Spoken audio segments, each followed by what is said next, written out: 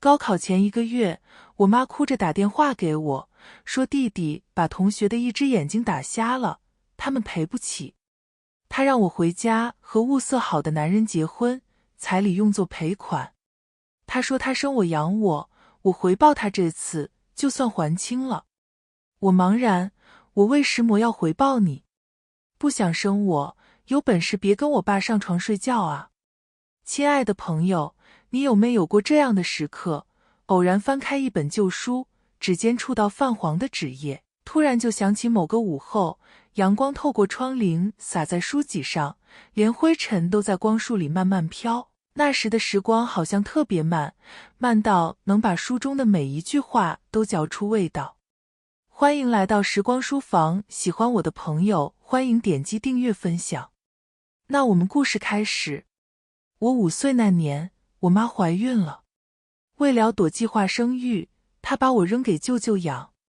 舅舅一家哪儿肯？他们家是龙凤胎，2孩子现在都在上6年级，正是开始花钱的年纪。即使舅舅舅妈勤快，家里比我家宽裕些，但一下多个小孩也是万万承担不起的。舅妈坚决反对，说收养我，她就和舅舅离婚。我妈在舅舅家门口磕头下跪。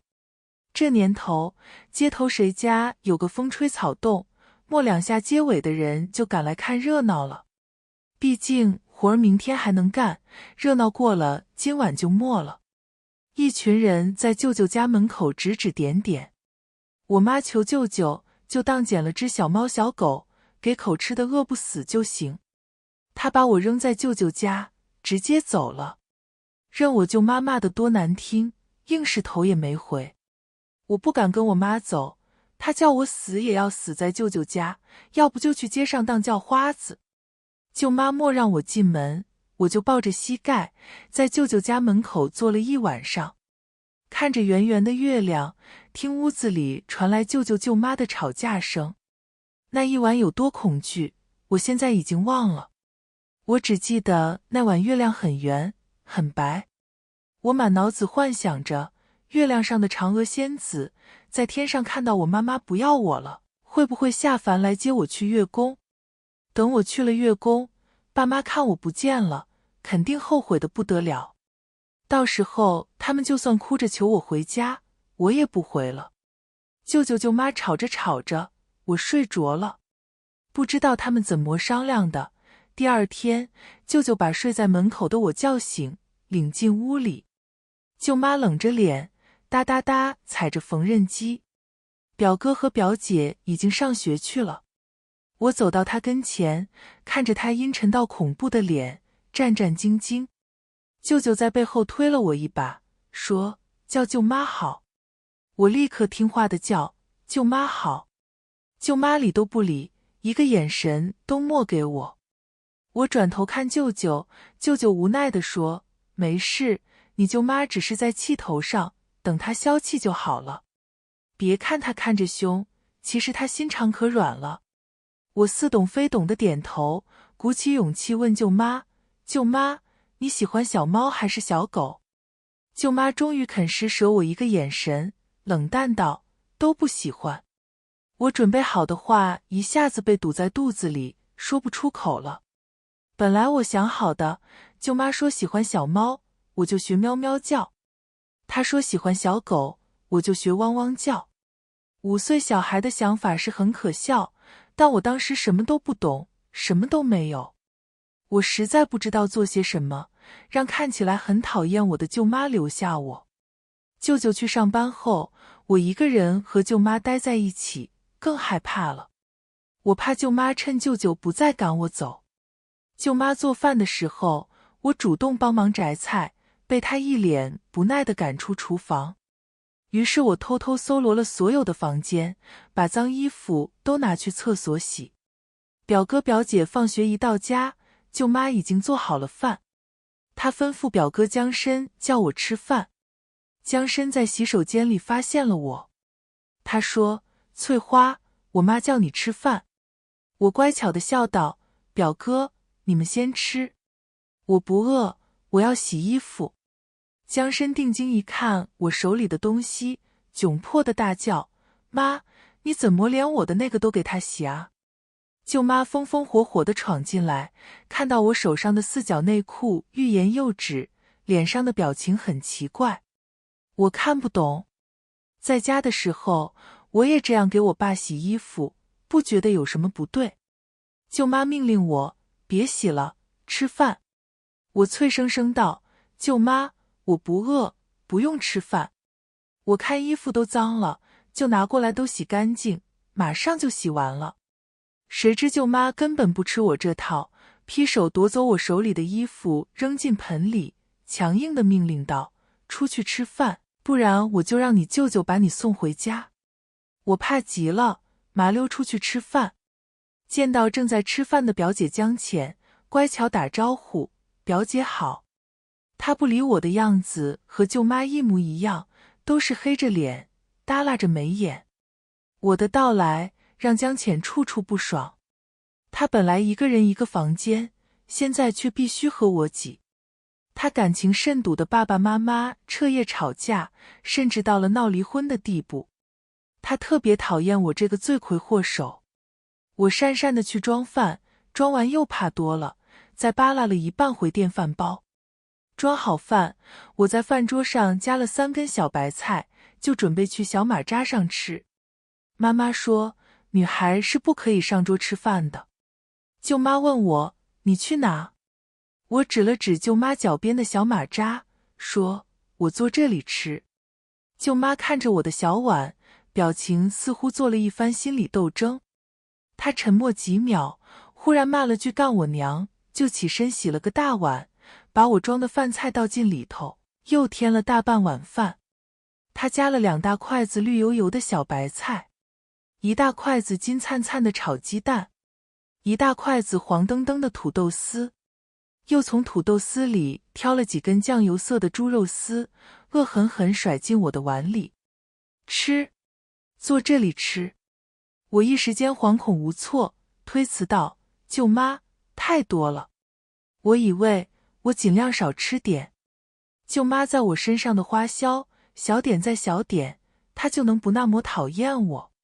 舅妈一向莫耐心解释，她只会用威胁的语气对我说：“赶紧吃，再吃这么少就滚回家。”我只好大口大口扒着饭，却忍不住鼻子发酸，眼泪啪嗒啪嗒地掉进碗里。我忙擦干净眼泪，这么好吃的饭不能弄脏了。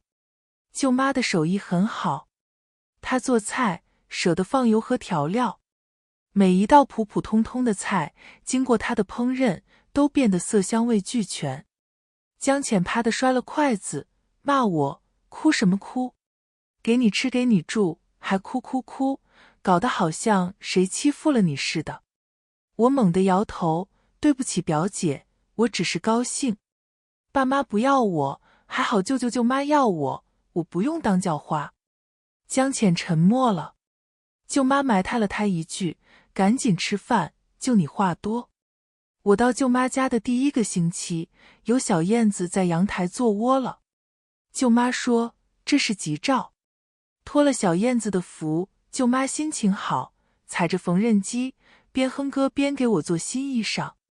她教我唱：“小燕子穿花衣，年年春天来这里。”我问那燕子为啥来，燕子说：“奶奶的，管好你自己。”我一句一句跟着唱。等我唱会了，衣服也做好了，舅妈叫我穿上试试。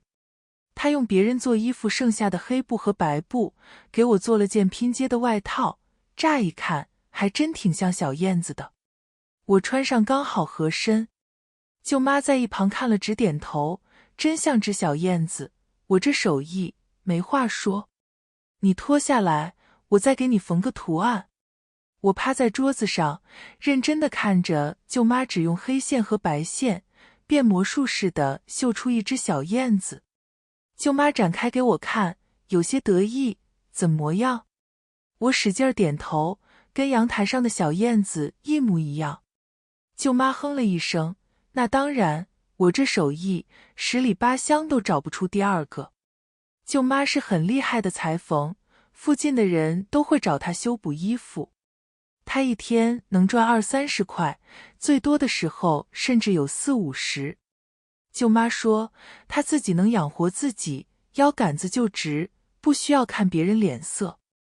她说，人最重要的就是自己能养活自己，手心向上的日子最难过。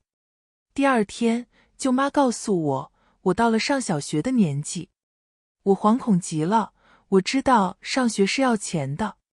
于是我赶紧摆手拒绝，说我不用上学，我在家干活就可以了。舅妈恐吓我，不上学的小孩都要去当叫花。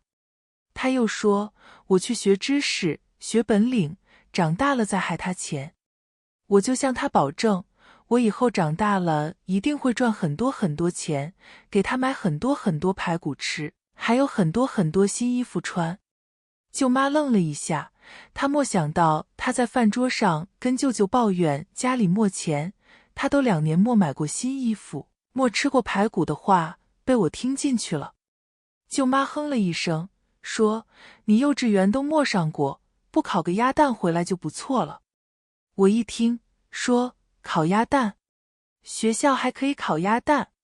那我下次烤鸭蛋回来请大家一起吃。舅妈忍不住笑了，轻轻打了下我的嘴巴，说，呸呸呸，菩萨莫听，童言无忌。这是我第一次看她笑，于是也跟着她一起笑。舅妈捏了一下我的脸，你真是给点阳光就灿烂。陆翠花，你名字太土了，白瞎了这么好的姓。明天让你舅舅带你去上户口，改个名。他问我，你想叫什么？我摇头，我不知道什么名字好。舅妈说，就叫陆灿吧，阳光灿烂的灿。我第一次上小学，就给舅妈拉来个大单。我同桌漂亮的像电视上的人，家里也有钱。她看我的外套很特别，问陆灿，你的衣服是在哪买的？我也要叫我妈妈给我买。我说，这是我舅妈做的，她又聪明又能干，做的菜顶顶好吃，做的衣服也顶顶好看。放了学，我和同桌一起走，她拉着她妈妈看我的小燕子外套，说她也想要让我舅妈给她做衣服。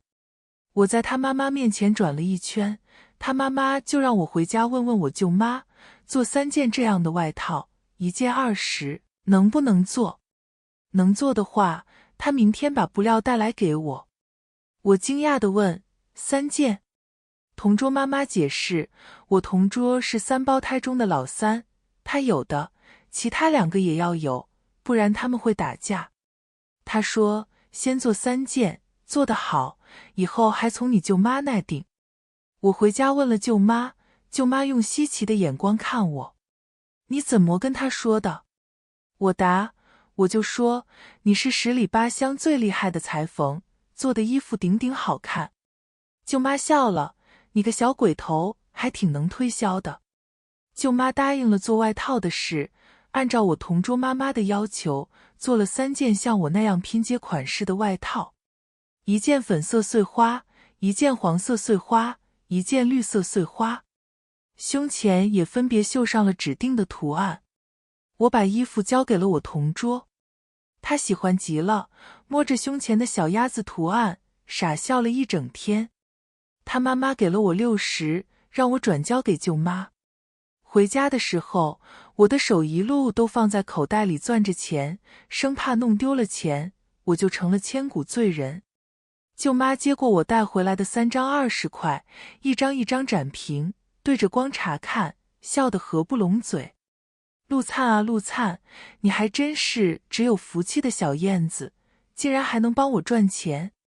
他从针线篮子里掏了5个硬币给我，说是给我的零花钱，让我自己拿着花。我不敢要，舅妈说，我给你，你就收。我低下头，局促道，我妈说，不能随便要别人的东西。舅妈冷哼一声，我给你，自然有我的道理。你知道小孩子喂食膜需要零花钱吗？我抬起头，问舅妈为什么？因为人一辈子是离不开钱的。我给你零花钱，不是让你去乱花，而是要你从小学会做钱的主人。掌控了钱，才能赚更多的钱。缺钱的人容易成为金钱的奴隶，觉得钱比尊严重要。我听得似懂非懂。舅妈说，以后每个星期我会给你1块钱零花，这不是白给你的，是奖励你每天吃完饭都会洗自己的碗，每天起床会叠被子，整理房间，明白吗？我点点头，说，谢谢舅妈，我知道了。说话间，江参和江钱也回了家。饭桌上，舅妈告诉舅舅，我让他赚了60块。他喜滋滋地说，古人都说燕子挑窄，福气自来，果然没错。舅舅笑着附和，灿灿也是来我们家住的小燕子。江浅冷冷地放下碗，一言不发回了房间。我虽然年纪不大，但已经很会看人脸色。江浅不高兴，我也不敢再高兴。吃完饭，我偷偷溜出家门，又偷偷溜进房间，从肚子里掏出一根他最爱吃的大布丁雪糕，递给正在写作业的江浅。舅妈不让我们吃零食，但我放学总能遇到在外面吃完零食回家的江浅。他看了一眼雪糕，问我，你哪来的钱？我说，舅妈奖励的零花钱。江浅冷笑了下，说，我不吃你买的东西。我再次递过去，说，不吃就会化掉，浪费舅妈的钱。他跟舅妈是一脉相承的爽快人。听了我的话，接过雪糕，撕开包装袋，樱桃小嘴一张，竟然包裹住了大半根雪糕，马上就解决了雪糕化掉的危机。我看得目瞪口呆。江浅说，别以为吃了你的雪糕，我就不讨厌你了。我点点头，表姐讨厌我，我不讨厌表姐。江浅问为什么？我说，你让我住你的房间，还给我讲书里的故事。江浅喜欢看小说，看到义愤填膺的地方，就会把剧情讲给我听，让我一起骂书里的人。江浅问，那你有没有讨厌的人？我不说话了。江浅又问，你讨厌江参不？我摇头。江浅嫌弃地白我一眼，切，江参那魔剑，你都不讨厌他，你的眼光也不咋地。江浅又问，你讨厌你爸妈不？我垂下头不说话。江浅说，你讨厌你爸妈又不丢人。我妈说了，大人决定把小孩生出来，那就应该好好养。你爸妈把你丢给我家，是没良心的大人，活该被讨厌。我抬头看江浅，这一刻，他在我眼里简直闪闪发光。江浅被我不灵不灵的眼神看得有些不好意思，他剩了最后一口雪糕，递给我，说，你尝尝。我把那颗鱼丸似的雪糕塞嘴里，甜甜的味道在嘴里化开。舅妈的声音突然在外面响起，干什么呢你们？快滚！我和江浅跑出去看，舅妈扛着扶梯，让我们俩一起扶着。她说，刚有对麻雀把咱家小燕子的窝占了，咱家燕子打不过，还被摔了颗蛋。地上果然有颗碎掉的蛋，江浅震惊的感慨，可怜的小燕子，莫想到麻雀那么坏。舅妈爬上梯子，把麻雀塞在燕子窝里的草都掏出来扔掉。一对麻雀在远处叽叽喳喳，似乎在骂舅妈。舅妈不甘示弱地骂回去，想要窝自己搭去，别抢我们家小燕子的窝，再敢来我抽死你们。麻雀莫再来占窝，但第二天舅妈出门买菜，一坨鸟屎落她头上。舅妈说麻雀太记仇了，抓又不抓不住，害得她天天出门都要打伞。说起小燕子时，舅妈却很高兴，赶走了麻雀，小燕子又继续住在家里。我忍不住羡慕那窝小燕子，所有人都欢迎他们住在家里，舅妈还会帮他们赶走占窝的麻雀。这里是舅舅舅妈的家，是表哥表姐的家，也是小燕子的家，唯独不是我的家。我和江参被舅妈罚跪搓衣板了。舅妈每天吃完晚饭就会去王婶家唠嗑。她一走，江参就打开电视看少儿频道，叫我去门口望风。我一个人坐在家门口，露出半张脸，做贼似的东张西望。只要舅妈出现在路口，我就转头跑进屋。江参看到我就知道舅妈回来了，兵荒马乱地关了电视，再跑回房间里写作业。连续几天后，舅妈长了个心眼。我照例在门口望风时，突然听见身后的院子里传来砰的一声巨响，被吓了一跳。跑进去一看，舅妈蹲在院墙边。她带着满身的杀气冲进客厅，逮住了看电视的江参。我后来才知道，舅妈是从隔壁邻居家翻墙进来的。江参被揍得嗷嗷叫。我说了周一到周五晚上不准看电视，你把我的话当放屁是不是？难怪最近天天写作业写到10点，原来一直在看电视。你还教坏小燕，让她帮你望风，你看我今天不打死你。打了不知道多久，舅妈累了，让我们俩跪搓衣板。江参嘟囔，小燕用莫看，怎么也要跪。舅妈瞪我一眼，用指头狠狠戳了一下我的脑门，说：你帮你哥干坏事，我就2个人一起罚，你服不服？我垂头丧气，服。以后还敢不敢帮你哥干坏事？我摇头，不敢了。舅妈说：小燕，你听着，帮助一个人做坏事，那是害他，不是帮他。你要是真想帮你哥，就应该告诉我他偷看电视。舅妈又踹了一脚江参，你要是真的不想连累别人，就不要叫别人帮你干坏事。跪了一会儿，我就痛得直冒眼泪花。舅妈在旁边背对着我们踩缝纫机。江浅蹑手蹑脚地丢给我一对粉色的毛绒手套，做口型让我垫在膝盖下。江参也对着江浅做口型，我呢？我呢？江浅翻了个白眼，转身回房间。从那以后，江参还是偶尔偷看电视，只是再也没让我帮他望过风。他收买了王婶的儿子王富贵，给他通风报信。舅妈一走，王富贵就打电话过来，告诉江参。1个月下来，家里电话费翻了1倍。舅妈一查，气笑了，又是一顿男女混合双打。我当时没看见，还是江浅晚上跟我聊天告诉我的。我上2年级后，总是很晚放学回家。舅妈问我原因，我也不敢说。当我又一次在学校帮高年级学生抄作业时，江参和江浅找到了我。我呆呆地看着气喘吁吁的2人。江浅率先走到我面前，问：你在这干嘛？怎么还不回家？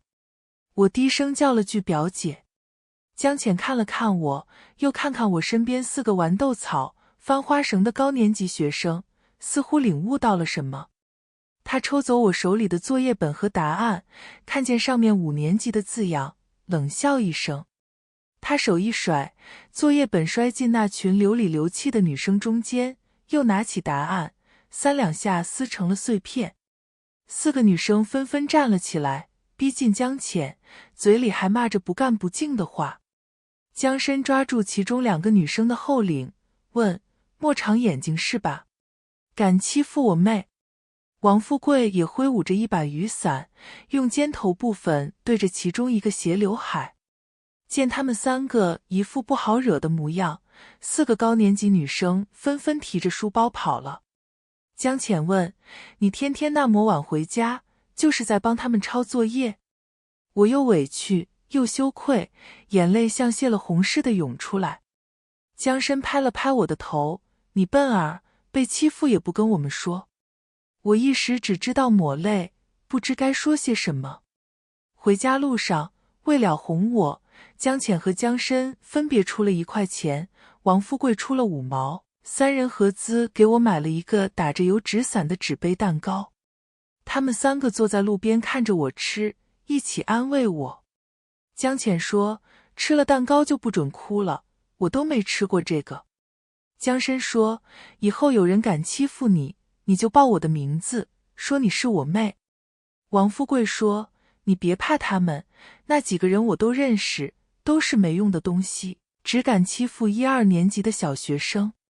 江参斜他一眼，你不也是小学生？王富贵凄了一声，我都6年级了，半只脚已经跨进了初中，何况我还有个初3的哥。江浅撑开那把迷你油纸伞，插在舅妈给我扎的丸子头上。他说，你看，下雨的时候插在上面，你的包包头就不会淋湿。3人嘻嘻哈哈的笑，我也跟着笑起来。江参舒了口气，伸手捏了一把我的脸颊肉。终于不哭了你。吃完了蛋糕，我们站起身，拍拍屁股上的灰。我亦步亦趋地跟着江参江浅回家。那把小油纸伞后来坏掉了，但我一直保存着。它撑开在我的青春期里，为我挡住了好多害怕和孤独。我即将升6年级时，我妈带着弟弟来了舅舅舅妈家。每年春节我都会见到他。第一次见他时，我很讨厌他，因为爸妈把我抛弃了。见到他后，我又想，他好小一只，什么也不懂。是爸妈抛弃的我，跟他无关。他白白嫩嫩，奶声奶气，跟我小时候有点像，喜欢跟在大孩子屁股后面，求哥哥姐姐带他玩。后来每见一次，讨厌就少一点。所以我趁舅舅舅妈跟我妈聊天，拿出攒了好久的零花钱，偷偷带弟弟去了肯德基。我以为弟弟在农村，肯定没吃过这么好吃的东西，毕竟我也只是在过生日的时候吃过2次。没想到去了肯德基，弟弟熟门熟路的点餐，我要1个薯条，1个鸡腿汉堡，1个蛋挞，1个圣代，1杯可乐。他一口气点了一大堆，我吃惊到都忘了阻止他，问他，你来过肯德基？弟弟兴奋地点头，告诉我妈妈经常带他来，他知道哪个好吃，但妈妈一次只让他点2个。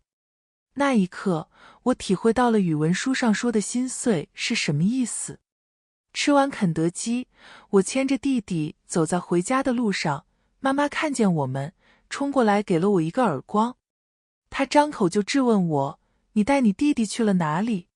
你是不是想带他出去丢掉？你不要以为丢了弟弟你就能回家，没门。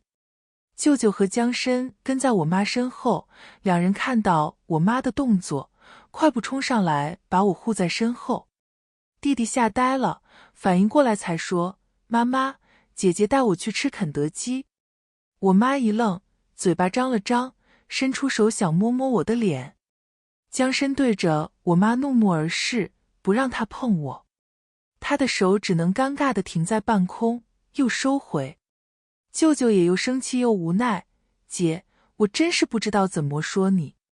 回到舅舅家，江参去冰箱里找冰袋给我敷脸。舅妈和江浅很快也回来了，用异样的眼神看着我妈。我妈被看得不好意思，招呼他们吃饭。饭桌上，我妈提出想让我回农村读书，把弟弟送来舅舅家，在城里读书。江浅拍桌站起来，我不同意。舅妈把他按住，你冷静点。我妈祈求地看着舅舅，舅舅无奈地看向舅妈。舅妈把筷子一摔，也拍桌站起来，你把我家当垃圾场。孩子想丢过来就丢过来，想捡回去就捡回去。舅舅无奈地劝，你也冷静点。我妈又哀求江参江浅，康康也是你们的弟弟，你们肯定会喜欢他的。江参冷漠回应，我们只认小燕这个妹妹。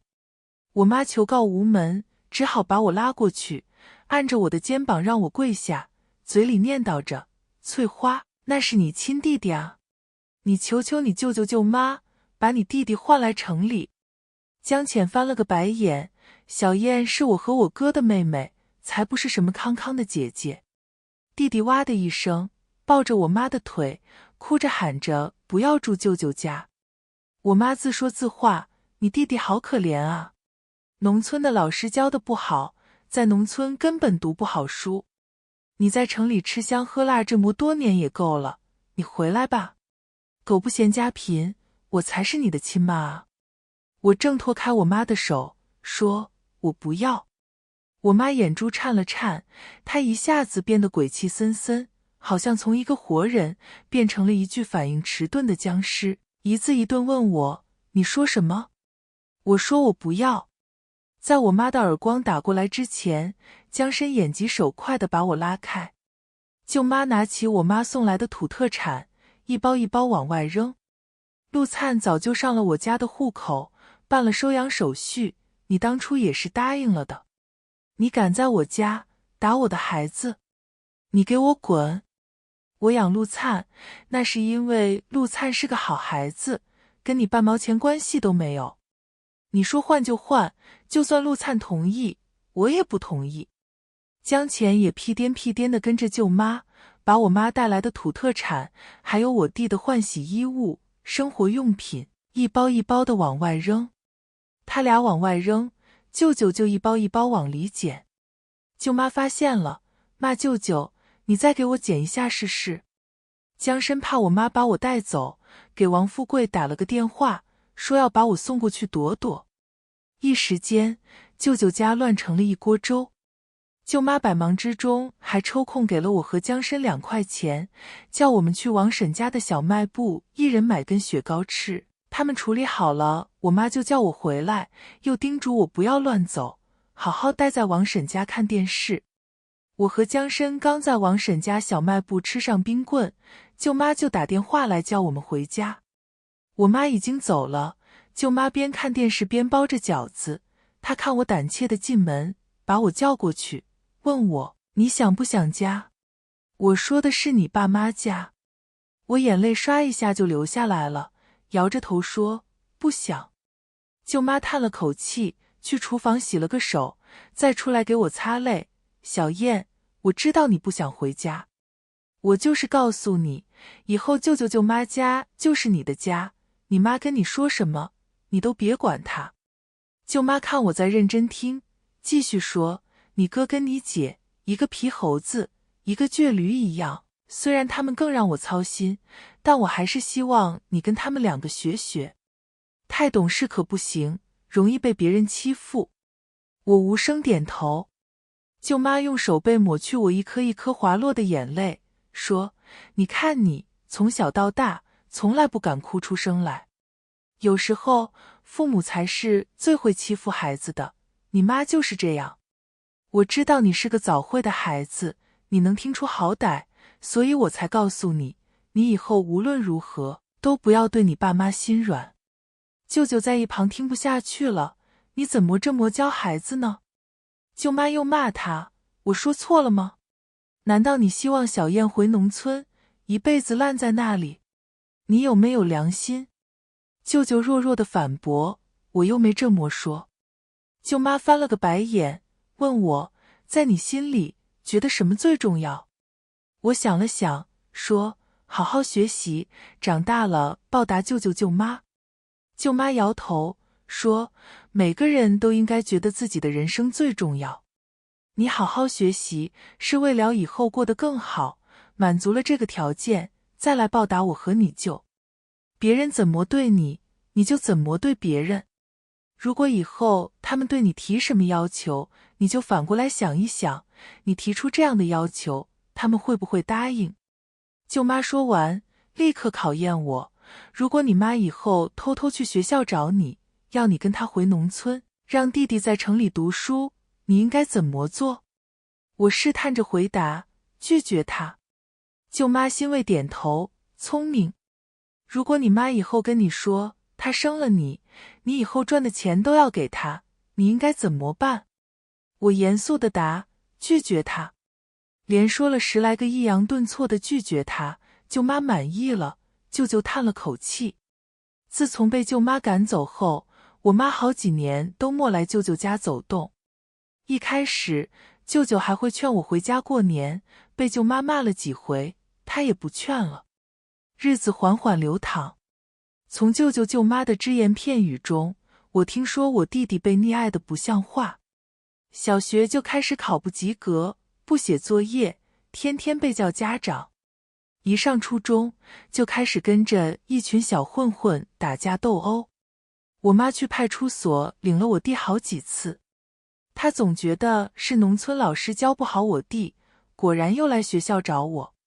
她在我学校门口等我放学，我一出来，她就开始给手里的煮鸡蛋剥壳。我不爱吃煮鸡蛋，她把鸡蛋剥好了壳递过来，我不接，在学校门口的小摊买鸡蛋饼。上高中后，我的零花钱涨到了1周10块，我偶尔就会买个1块钱的鸡蛋饼吃。我今天突然想加根肠，就付了2块钱。我妈眼神一厉，问我哪来的钱，不会是偷的吧？我说舅妈给的零花钱。我妈忍不住酸舅妈，她倒是有钱，对你都这么大方。小燕，我要是像她一样有钱，我也不舍得丢了你的，你是我身上掉下来的肉啊。她现在也学会了叫舅妈给我起的小名，仿佛这样叫，她对我就和舅妈对我一样好。我懒得理她，接过滚烫的鸡蛋饼，放在嘴边吹气。我妈咽了咽口水，开始和我诉苦。我弟之所以不写作业，是因为他不会写。魏石模不会写，因为老师不会教。老师整天只知道叫家长，让他来管教我弟。他要是会管教，还要老师干石模。农村教育资源太差，不像我享受了最好的条件。家里太穷，不像我，住在舅舅家吃好穿好。我有表哥表姐2个人护着，不像我弟，一个人在学校受欺负，才会跟别人打架。至于魏石模，是我弟单方面殴打别人，因为一个巴掌拍不响。我弟打别人，一定是那个人先惹事。从5代十国铺垫到清军入关，我妈才说出她的最终目的。舅妈对我这么好，我负责求舅妈，她负责求舅舅，他们肯定会同意让我换我弟弟来城里读书。我边走边吃鸡蛋饼，含含糊糊问，那跟我有什么关系？我妈说，你弟太苦了，你是他姐姐，你就心疼心疼他吧。我说，谁制造的问题谁解决。我妈骂我，你怎么变这么自私？你现在跟你舅妈简直就是一个模子刻出来的。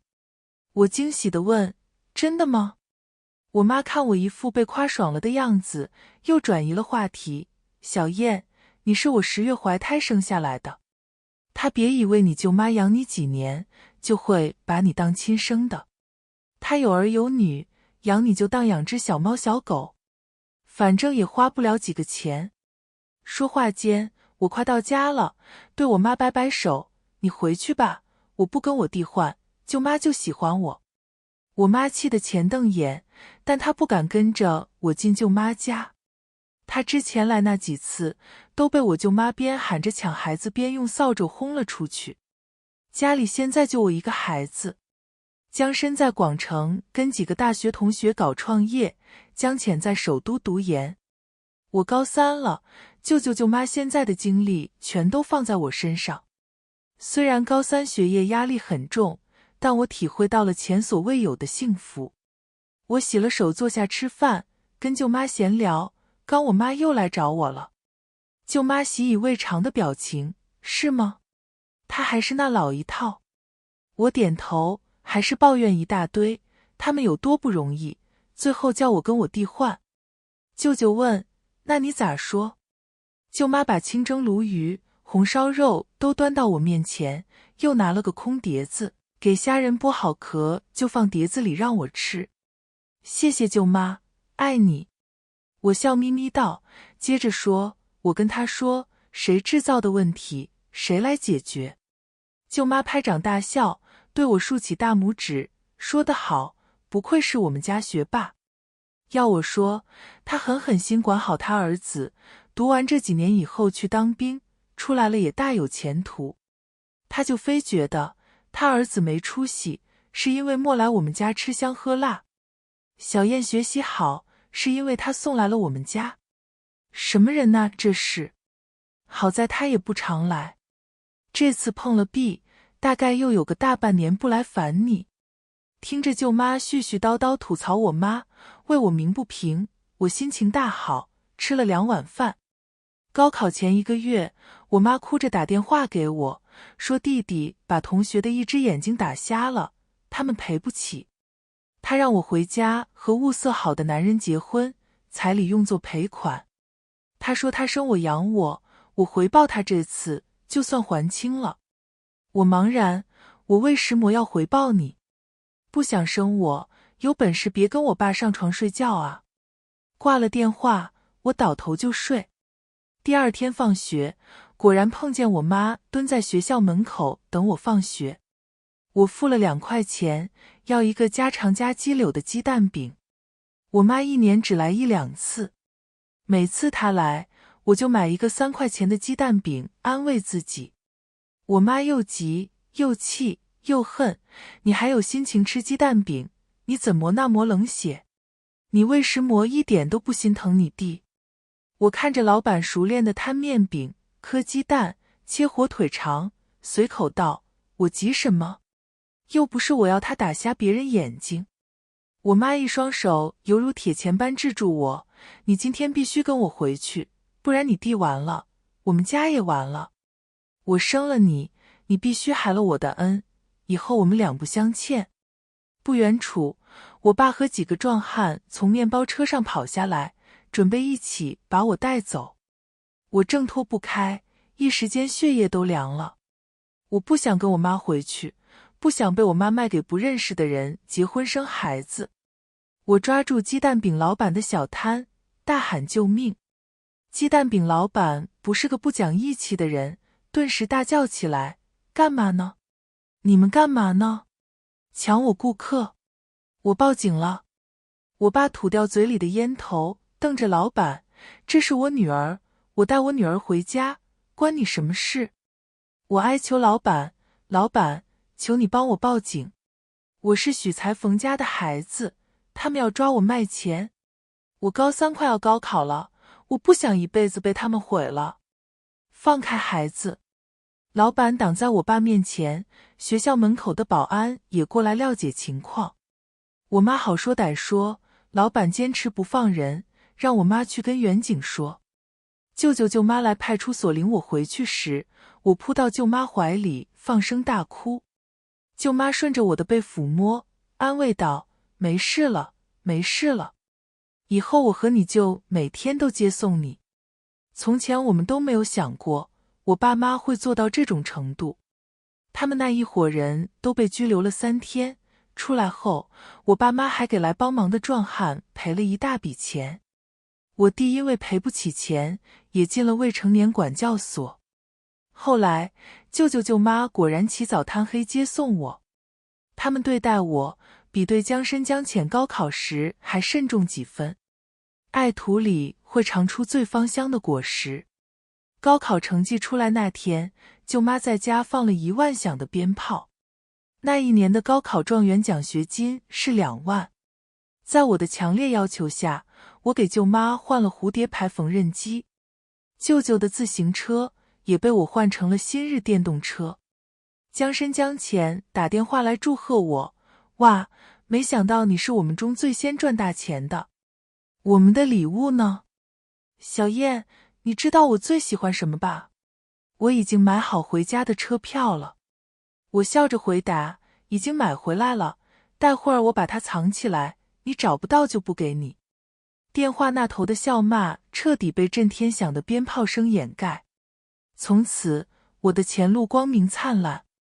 今天的时光书房之旅到这里就暂告一段落了。